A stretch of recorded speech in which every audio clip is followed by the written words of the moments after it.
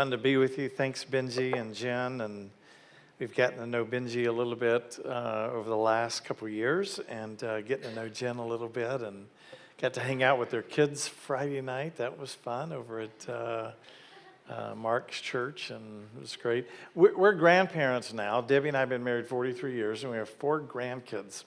My oldest granddaughter FaceTimed me the other day, and she said, "Grandpa, is Jesus God's brother?"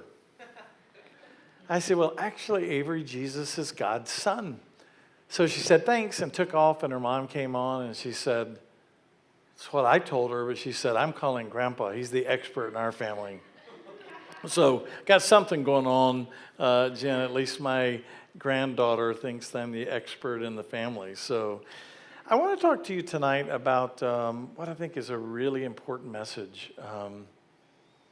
I don't know about you, but I get heartbroken every time I open my iPad or iPhone up and flick to the newspaper, or whether it's Fox or CNN or just random news, and see the brokenness in our world. I was just in Austin, Texas the other day. Remember the guy who was sending bombs randomly and blowing up people, this Corbett kid? So it was very interesting. The pastor was telling me that across the street from their church, all of a sudden, all of these police cars descended on this hotel, and that's when he spotted them and took off, and when they cornered him, he blew himself up. Now, what I thought was interesting about that story is that was the front page headlines for weeks. This random bomber killed multiple people in Austin, Texas. They knew who it was. The day after he took his own life, his story went off the front page and got buried somewhere. I mean, it's just the world we live in. I mean, the world we live in is sensationalized to the place that pain and the aberration of life is front page news, but the pain of a family that's dealing with the loss of a son who was isolated and broken in his own world and only knew how to express himself through injuring other people was a very sad state of affairs. But even more sad than that is a world who could care less after it's not front page news. I think that's the culture that gets developed in a world that is almost emotionless from the pain that people experience. And so in my own journey, and I've been in the ministry for a number of years, but I love reading the Gospels and finding stories that I help interpret what's happening in our world. And for me, help interpret what's happening in my own life and how I can relate to the brokenness of our world. Mark is one of the writers of the Gospel. I think it's only 16 chapters that he writes. And all of his book is about stories about Jesus. It starts with his baptism and ends after his resurrection when he's ascended. So there's no genealogy, there's no birth stuff, there's nothing after the ascension about the early church. It's only this section. And he tells multiple stories, and to me they have similar themes. And the themes are watching Jesus encounter people, some Jews, some not Jews, and how Jesus reacted to them as someone on a mission. Jesus felt like his life, I mean, imagine he only had, we say 3 years. His public ministry started at 30. He died at 33. But some people said he only had about 18 to 24 months with his disciples to pour his life into it. What I would love to say to you tonight is he didn't spend that time building an organization. He spent that time building disciples, pouring his life into other people, sharing with them values that would supersede any institution and organization. And so I don't come to you tonight as the representative of an organization. I'm coming to you tonight as a follower of Jesus Christ. Because regardless of what my role is, every day I wake up with some of the same fears, some of the same challenges, some of the same history that you have. And I encounter people who have had that same kind of brokenness too. I was on an airplane recently, and flew from Chicago to Rhinelander, Wisconsin, and I was in the front seat. It's one of those airplanes where everybody's in first class. I don't know if you've ever been on one of those before, but it's like 14 people on the plane, and there's a small prop plane. And so the flight attendant said, "We're not serving any drinks because the flight's so short." And I thought, well, okay. And I was really glad she said that later when the passenger sitting beside me came in. He's 40 years old, drunk, belligerent, vulgar, arrogant, mean. And I was thinking at this point when he's saying all this stuff, I'm really glad they're not serving any alcohol because he doesn't need any more alcohol. Now, by the end of the plane ride, I actually was hoping they'd had something for me to calm my nerves with not going overboard with sitting beside this guy. Because I had never been beside anybody like that in my life. And about halfway through the flight, he grabs his phone and he says, "Glenn, I want to introduce you to my girlfriends." And, I'm just listening. He pulls out his iPhone. He said, "This is my Italian girlfriend." And so he starts going through all these girls, and he said, "I meet them all at a bar in New Jersey." He said, "There's 10 girls to every guy. And if you give me your phone number and you're ever in New Jersey, you can come and I'll take you to that bar." So I pulled out my iPhone. I pulled up a picture of Debbie, and I said, "This is my wife. We've been married 43 years. This is no kidding." He grabs my phone, looks at her, and he goes, "Wow, she's cute." He said, "Could I have her phone number?" I'm going, this guy is unbelievable. If he wasn't that much bigger than I was, I think I'd punch him out.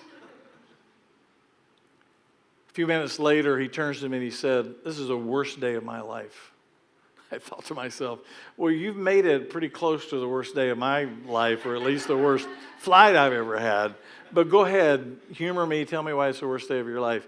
He said, "This morning at 8 o'clock, I got a call that my 62-year-old dad had a heart attack in the middle of the night and died. And we weren't close at all.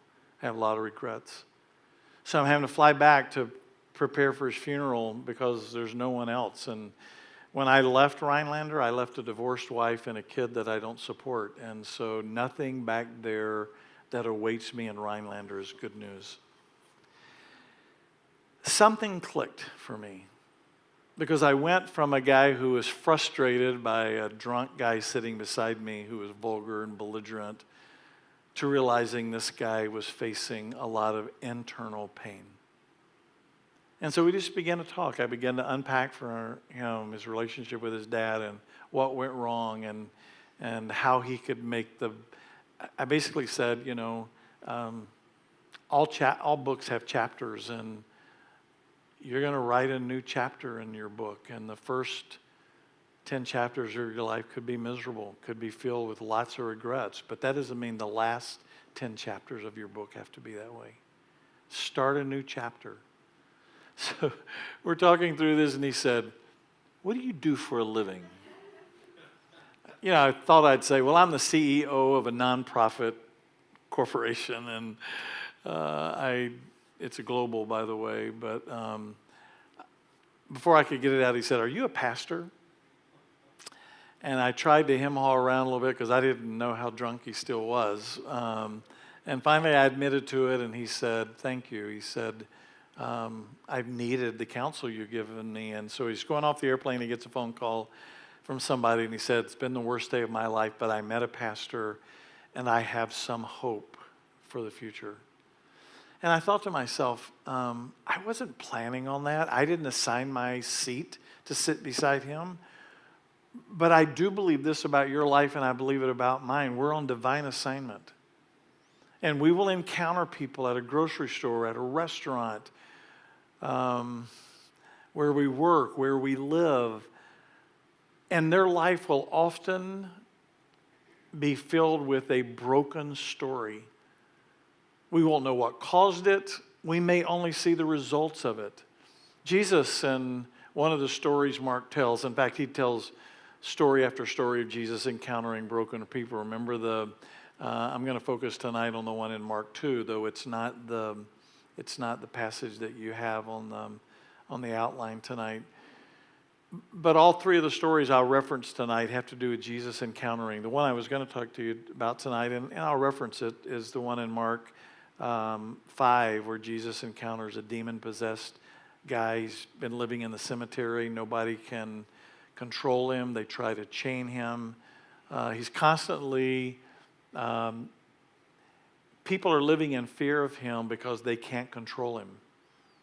He's cutting himself. He's living a most miserable existence. He's isolated from everybody. And Jesus encounters him when he steps out of a boat, and he delivers him from a spiritual bondage. And all of a sudden, I love Mark's account. It says this guy's sitting there dressed and in his right mind, and the people in the city were afraid. Can you imagine? They have a different fear, but they fear more him being well. They had gotten used to him being dysfunctional. They got so frustrated with Jesus, they asked him to leave, and Jesus does. We'll finish that story before we end. I want to tell you a story that a lot of you remember. It's in Mark chapter 2. Let me tell you how Mark frames this story. He said Jesus was coming home, and people heard he was coming home, and so they crowded into his house, and people couldn't even get in. Some men heard he was going to be there, brought a paralyzed man, couldn't get him in the front door, cut a hole in the roof, lowered him down. So imagine Jesus is teaching these people that are crowded in his living room, and all of a sudden the roof starts coming apart, and they lower this man down. Now, if you have ever heard of that story, the story has a couple of very familiar passages. One, that they cut through the roof, and two, that Jesus heals this paralyzed man.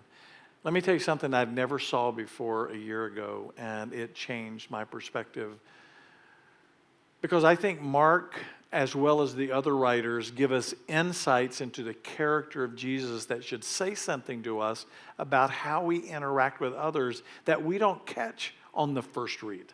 My first read is some people ruined Jesus' roof. They lowered him down, got everybody's attention. The religious leaders were there trying to trap Jesus with something. I remember that part of the story. And I remember Jesus healing him and the guy leaving. What I didn't remember was what I had discovered a year ago when Jesus, when he looked at the man. Now, this is what Mark would have captured in one word. He would have framed it in another phrase by saying he was brought by some men, which, in absence of saying he was brought by family, brought by friends, he was brought by some men, which is no strange thing then that Jesus would look at him and say to him something he'd never said before and never said since. He looked at the young man and he called him son.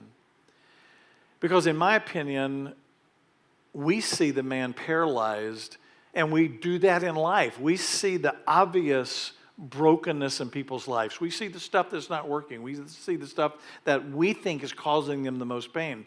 Jesus saw something that no one else really would have known, except that God revealed it to Jesus, that he had broken relationships. That somehow this paralysis had distanced him from his family. Maybe they got tired of caring for him. I don't know. Maybe his parents were divorced. I don't know what caused the brokenness, but it is interesting. The one person that could heal him shows up in town, and his family isn't there. Neither are his friends, just some men. There were a group of people during that day called the Essenes, and their nonprofit ministry was to pick people up and help them, help widows, help orphans, help paralyzed people. So it's very likely the Essenes could have been the men who brought him to Jesus. But he begins with the word son. He doesn't start by healing him. We tend to start when we're ministering to people by addressing the most obvious thing of people's brokenness. Jesus starts with what is not obvious, but Jesus knows this. If I heal his legs, he's still going to be a broken man, because his heart's going to be broken. I talked to a guy after the first service tonight, and he told me about a horrific relationship breach in his life. And we just sat and we prayed down front, and I can't imagine the pain he's going through. I also can't imagine the fact that God may be redirecting his life in a way that will cause him to find his purposes and plans in a way he never thought were possible. This is what Paul said. Paul said, you know what? I serve a God who closes doors and opens doors, and I'm not going to try to open the doors God closes, they may create great pain. They may create great consternation. What I said to him tonight was, spiritually we can get healed. Because Jesus would say a second thing to this man. He said, your sins are forgiven. In other words, this man's relationship with God is not a problem. Most people would have seen this man paralyzed and said, oh, something's wrong with him. He's done something wrong, or his parents. He's under a curse. And Jesus set that record as straight to begin with. Do you know how easy it is? In fact, Mark tells about the religious people being at this house arguing with Jesus of whether he could forgive this man's sins or not.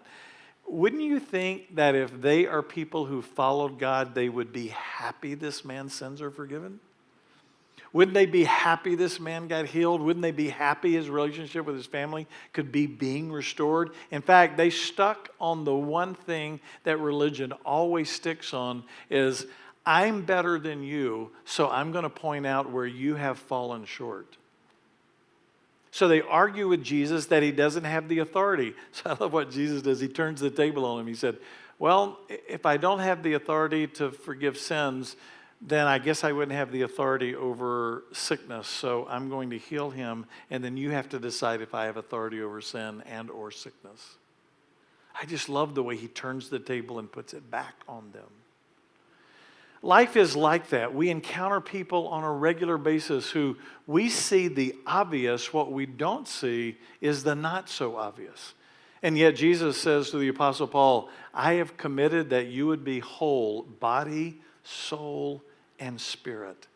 And sometimes the church is only concerned about people's spiritual condition, where it's very clear in the story that we have a God who's concerned about our emotions, concerned about our the brokenness inside of us, which is why, by the way, God's reference to us is that he's our Father.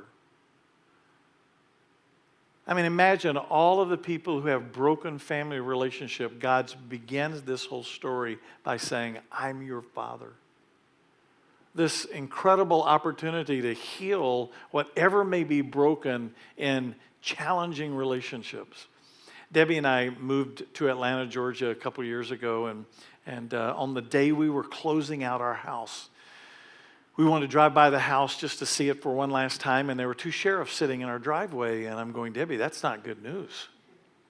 And I pull up, and the sheriff gets out, and he said, can I help you? And I said, yeah, we're buying this house today. He said, well, you may want to call the seller because we got two teenagers sitting inside. They broke into your house. They're smoking marijuana, and we're going to have to arrest them. I'm going, oh, great. What I didn't know then was that I would find out later after we closed that the two teenagers who broke into our house and were smoking marijuana lived beside us. Now, it's one thing to have your house broken into. It's another thing to have your house broken into by your neighbors. So we live at the end of a cul-de-sac, so every time I leave my house, I drive right by their house. And I've been waving at them and throwing my hands up. I've talked to their dad at the mailbox. I've never told them once that I know they broke into my house. I just think it's fun for them to have conversations between them, say, do you think he knows? If he knows, why is he so nice to us? I was at a convenience store and I heard someone saying, hey, neighbor, and I looked up and it was one of these kids. They were driving their car and they were getting gas. And so I think it's funny. I was driving down the road and one of them was broken on the side of the road, or their car was sitting on the side of the road, and I pulled off and I said, hey, do you need some help? He said, yeah, I've got something wrong with my car. And I said, well, this is what I said to him. I just live right. He said, no, I know who you are. I said, well, I'll drive you to your house and pick up your stuff and bring you back here. He said, great. So I went and got him back and then left. And so every time I see them, I throw my hands up. Because one day the conversation is going to come up. You knew, and why were you so nice to us? My wonderful response to that is, I had somebody that I violated in a relationship with, and they loved me right through it. His name is Jesus. I wasn't faithful to him, but he was faithful to me. I was unmerciful, and he was merciful. I didn't show grace, I showed judgment, but he showed grace to me. So today I have a relationship with him, and can I introduce? I'm waiting for that day. It's going to be a fun day. Now, in the meantime, I have 5 cameras and 2 security systems, and I'm helping the Lord in this situation. But I wonder tonight, if it doesn't work in my neighborhood, does the gospel work? If it doesn't work when I encounter brokenness, does it work maybe when I don't see a person get off their mat? What if a person's been rejected? I pray for them about healing in a relationship, and they continue to be rejected. Is it possible that God really didn't hear my prayer? It's a great story in the Old Testament about a woman named Leah who had a sister named Rachel. Leah was not very pretty. Her sister Rachel was beautiful. All the guys wanted to date her. All the guys wanted to take her to the prom. All the guys wanted to marry her. Jacob, who is this is Abraham's lineage now, right? This is the promise of Israel getting ready to take place. This is Abraham, Isaac. This is the kid who is the son of the one laid on the altar. This is the son of promise. And so he sees this beautiful girl and he says to her dad, "What can I do to have your daughter's hand in marriage?" And the father said, "Work for me for 7 years." He does. At the end of that 7 years, the father tricks him and gives him Leah instead of Rachel. Jacob is furious. Now, I don't know if you've ever thought about this, but I'm wondering how Leah felt. Genesis tells us, Genesis said that God saw that she was unloved and he heard her prayer. Now, I find this really interesting because the story doesn't conclude with Leah. She has a bunch of kids. She stays married to Jacob. I'm sure it was very obvious that Rachel was his preference. Rachel does end up giving him Benjamin and Joseph, 2 very remember the favored sons of Jacob? Joseph, he's the guy that got the multicolored coat. He wasn't the son of Leah, he was the son of Rachel. So he favored him because he loved Rachel. But what I want us to see is a world that exists beyond the world we see. That's the world I'm inviting you in tonight. It's the world that Mark allowed us to step into. And when Jesus heals the guy with being demon-possessed, you would think, wow, now it's time to Jesus to go on tour and write a book and get lots of followers. Instead, he gets back in the boat because the people tell him to leave, and he leaves. What's even more interesting is the guy that he healed and delivered wanted to come with him, and Jesus said, "No, you just need to stay and tell your story." Mark finishes this story several chapters later when Jesus comes back to the very region in Syria, I might add, in the Decapolis, where the man has went to these 10 cities and told his story in his language, in his culture. And I think this is pretty cool, Benji, that Jesus literally said to this man, "You can tell your story better than I can." When they hear you tell your story, look what they've done to me. They've rejected me. But when they hear you tell your story, they'll believe my story. So after a couple of years, Jesus comes back and he comes to this same area where he was rejected. And I love this. The Bible said there are thousands waiting for him. And they beg him to stay for days and teach them and their children. Why? Because one person whose life was changed told his story in their culture and in their language, and now they're ready to accept Jesus. That's your story. Oftentimes the world rejects the picture of the church as an institution, but what the world is looking for is people they know whose lives have been transformed. Which is why Jesus, by the way, told the guy in Mark 2 when he called him son, he forgave his sins, and he healed him. Jesus' last instructions were to him, I love this, go home. Whatever's been broken, go home. There's going to be a reconciliation. I love those kinds of stories. God takes that brokenness, and in Leah's story, we often think that because we don't see a miracle happen in our lifetime and because we pray and we don't see immediate results, that somehow God didn't hear our prayer. But the Bible says God always hears the cry of those who pray to him. Remember the story in Egypt? The Israelites prayed for 400 years, and God said to Moses, I've heard their prayer. I'm concerned about their suffering. I'm going to go rescue them. Why does God wait 400 years? I don't know. Why did God allow the early church to suffer at the hands in the Roman Colosseum for 400 years? I don't know. But what I do know is at one point, Constantine, the Roman emperor, got saved, made Christianity the state religion of Rome. And if you go to the Colosseum today, the very place for 400 years where Christians were martyred, there's a cross hung by an emperor of Rome that began to follow Christ. Leah, by the way, her story doesn't show up till the book of Matthew in the New Testament because she had a bunch of kids, but they didn't obviously seem to be Jacob's favorites, but they were God's because God picked one of them named Judah to be of the lineage of Jesus. So Jesus would say to you and I tonight, when I write your story, I'm going to write your story. My purposes and plans will be fulfilled in your life if you submit yourself to me, even if you never see them in your lifetime. Can you imagine the missionaries? I love this story. The missionaries in China, communism took over and the missionaries were kicked out. Bibles became illegal. Churches were shut down and pastors were arrested.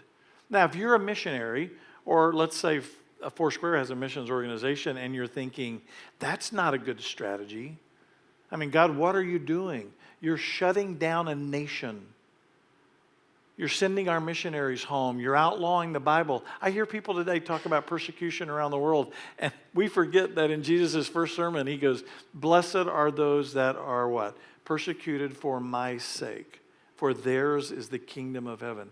In fact, what God is saying to all of us tonight is, you have no idea what I'm doing through persecution. Is it okay for you to pray against persecution? Absolutely. But you don't always know what God's accomplishing through persecution.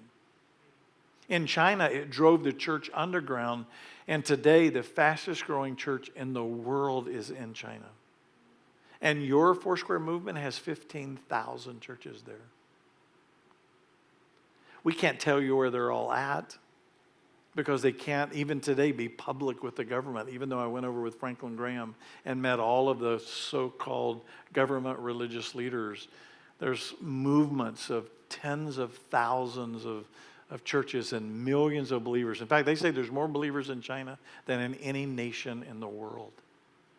How could that be? How could God take a strategy where man said, we're going to snuff out the gospel, and actually God say, no, I'm going to take your strategy and seed the gospel? Because the people that are going to be serious and willing to give their life for it, it's through the blood of the martyrs. Benji talked about this bread and juice, and we do that so often we forget about it, but it was the final lesson Jesus said. He said, don't ever forget this lesson. Whatever you do, don't forget this one. That what you have will be because of my death. Charismatics and Christians like to celebrate the resurrection, and I think that's great. Easter is our biggest Sunday usually in the church and the whole year. But sometimes I think we forget the cost of the resurrection was the cross. That's what everything was built on. When Jesus looks at your brokenness and says, I'm going to heal you, what he begins to look at is the blood of Christ. Because Isaiah would prophesy hundreds of years before Jesus came that he will be bruised for your iniquities. The payment of your sin is on him. The brokenness of your life, that's why Benji said today, which I love, this symbol represents a whole gospel, not just the forgiveness of a sin, but the brokenness of relationships, the violation that people in this room have suffered at the hands of other people. Sometimes people very close to you. And Jesus said, I'm going to suffer so that you can find healing. And that's my message to you tonight. And it's not just a sermon, it shows up in the life of Christ. He didn't just preach it, he lived it. When he saw people broken, he wasn't just concerned about them getting healed, he was concerned about their heart being broken. If your heart's broken tonight, if somebody's ripped it, played with it, violated it, I'm here to tell you tonight, Jesus already knows your pain. And he's actually already paid the price. You have to trust him with your pain. Leah trusted God with her pain. But the interesting thing is she never saw the results of her trust in her lifetime. But one of the biggest miracles Jesus or God ever did, that was prophesied that Jesus would be from the Lion of the tribe of Judah. That the birth of a son born in pain would give birth to the greatest miracle story in the history of man. I don't know what will get birthed out of your pain, but what I know is this, is that if you cry out to God, he hears you. The last thing I would like to say tonight is, I don't think I'm just healed to be healed. I don't think God just mends me to be mended so that I walk around whole. I mean, God, that's a big part of God's plan, but he doesn't leave me as a forgiven person just to be able to gloat in my forgiveness. He doesn't leave me with a person who learns to guard their heart and not let people violate that again, just so that I can be a healthy person. Instead, what he's done is, first of all, I care enough about you to do it in you. But secondly, what I want to do is I want to commission you to go help other people who are still trapped. Go tell your story.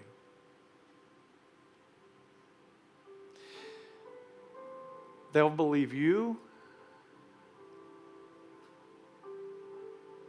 See, I'd like to be able to stick the Bible in somebody's face and say, read this. And God said, no. Tell them your story. He calls us messengers. How will people ever get saved unless somebody tells them? And how will somebody tell them unless they are sent? If you've been forgiven, you're actually on a mission. And the mission is just to tell your story. That's what the disciples did. All we know is this is what he did for me. And let God do the rest. Let me ask you to bow your head tonight and ask you a quick question. I wonder if there's anybody here that would just say, you know, Glenn, I'm still walking through a lot of brokenness in my life. Lots of pain. And I know I'm called to be a messenger of his healing, but first of all, I need a fresh, new touch from Jesus tonight. Anybody here? You just need healing from Jesus tonight. 1, 2, 3, 4, 5, 6, 7, 8. Thank you. Thank you for your transparency. Thank you for your honesty. How many would say tonight that you heard the Lord say to you tonight, you have a message, be ready to share it? I'm not encouraging you to grab a bunch of tracts and cover blocks in your neighborhood. If that's what God tells you to do, fine. I'm just saying be open. When God brings somebody broken across your path, just tell them that there's help available for them. Benji and I met a young girl served at a restaurant in town. Been in a horrible motorcycle accident. And God it was a divine appointment. Very vulnerable young lady, and we had a chance to say, somebody cares about you. Jesus cares about you. Here's a church that can be a part of your family.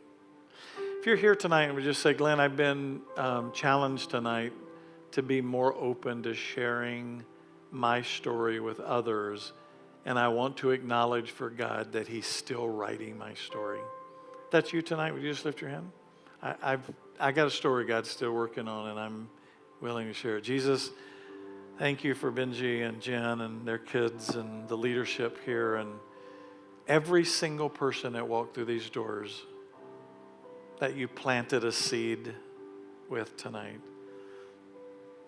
God, you want us to regain our voice. The world tends to silence our voice, but you want to give us our voice again. And that's my prayer for this church, and it's my prayer for every single person, that no matter what they've been through, no matter who's hurt them, that they'll find their story again. In Jesus' name.